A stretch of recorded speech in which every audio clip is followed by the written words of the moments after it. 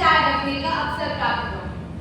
तो जैसा कि अभी मेरे विपक्षी मित्र ने कहा कि पारंपरिक कला वह कला है जो लोगों के एक निश्चित समूह की संस्कृति का हिस्सा होती है। बिल्कुल सही। पारंपरिक कला पीढ़ी दर पीढ़ी माता पिता और गुरुओं से उनके बच्चों व विद्यार्थियों को मिलती है। जैसे अगर कोई व्यक्ति या समूह मिट्टी के बर्तन या मूर्तियां बनाता है तो उसकी आने वाली पीढ़ी उस कला को अपनाती है और उसे आगे ले जाती है।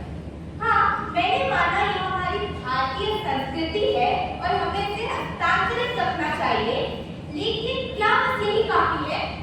मैं अपने विपक्षी मित्रों को बताना चाहूंगी कि हाथ से वस्तुओं का निर्माण करने के कारण उसमें समय बहुत लगता है और उसको वस्तु का मूल्य भी बढ़ जाता है। हमारे पास संसाधन अर्थात कच्चा माल भी सीमित मात्रा में है, जिन्हें हमें प्राथमिकताओं के अनुसार उपयोग करना होगा। मैंने अक्सर देखा है कि जब भी कलाकार अपनी हस्तकलाओं की प्रदर्शनी लगाते हैं तो उन्हें ग्राहक नहीं मिलते और कभी कभार तो सही मूल्य भी नहीं मिलता। तो आप भी बताइए, ऐसी कलाओं को जीवंत रखने का क्या लाभ?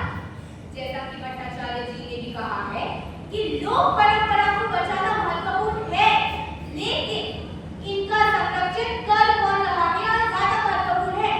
मैं अपने विपक्षी मित्रों से पूछना चाहूंगी कि क्या सरकार इन कलाओं को जीवंत रखने वालों को प्रोत्साहन प्रदान कर रही है? अगर यह काम कलाकारों को फायदा नहीं पहुंचा रहा है तो इसके दस्तावेजी करने से कुछ हासिल नहीं होने वाला। आधुनिकता और प्रगति हमारे समाज को नई ऊंचाइयों पर ले जा सकती है और बेशक ले भी जा रही है।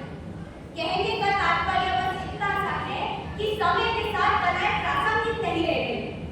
आज हम दिन ब दिन नित नई वस्तुओं को उद्योगों में निर्मित कर रहे हैं, नित नए उद्योग लगा रहे हैं। क्यों? क्योंकि ये हमें विकास की ओर ले जा रही है, ये लोगों को रोजगार दे रही है। हम सिर्फ कला संस्कृति में बंधन तो नहीं रह सकते, हमें नवीनीकरण और व्यवसायीकरण पर भी ध्यान देना होगा। अंत में मैं बस यही कहना चाहूंगी कि आधुनिकता और पारंपरिकता के बीच में संतुलन बनाए रखना आवश्यक है, जिससे हम अपने अतीत को संरक्षित करते हुए भविष्य की ओर अग्रसर हो सके। धन्यवाद। मैं उस देश की नागरिक हूँ जिसके होठों में गंगा और हाथों में तिरंगा। वह देश जो कभी सत्यम शिवम सुंदरम, कभी वंदे मातरम, तो कभी पंजाब सिंध गुजरात मराठा द्रविड़ उत्कल बंगा है।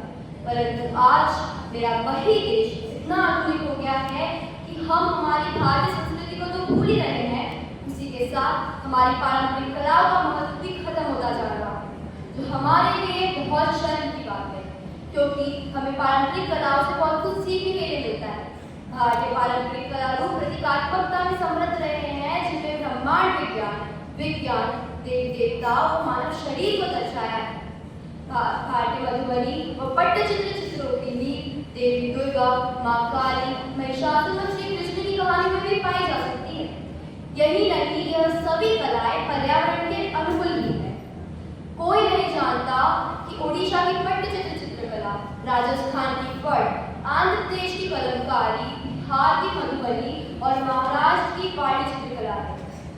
शायद इसीलिए मुझे कहना पड़ रहा है कि विश्व तक सोने की चिड़िया का ताज तो हम गवा बैठे, पावन इस भूमि पर हम सिर्फ इंस्टा पे लगा बैठे।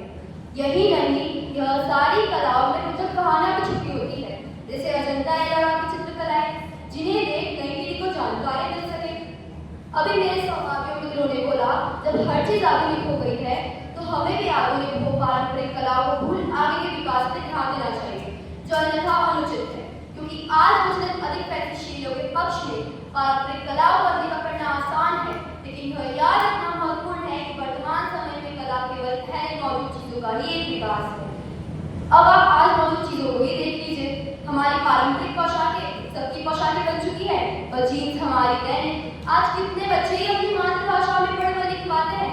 आज जो संस्कृत बोले वो प्राचीन, जो हिंदी बोले वो अनपढ़ और जो अंग्रेजी बोले वो ज्ञानी कहलाता है। एक बार जस्टिन बीबर ने भारत में प्रस्तुति दी, जिसे देखने इतने लोग गए थे कि भीड़ बेकार थी। वही हमारे शास्त्रीय नर्तकों गायकों को कोई दर्शक ही नहीं मिलते।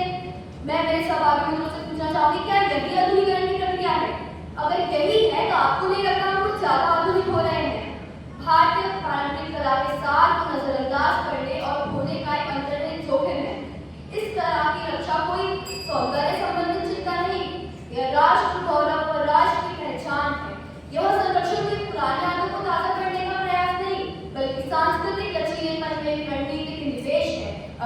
विरासत और इतिहास समझना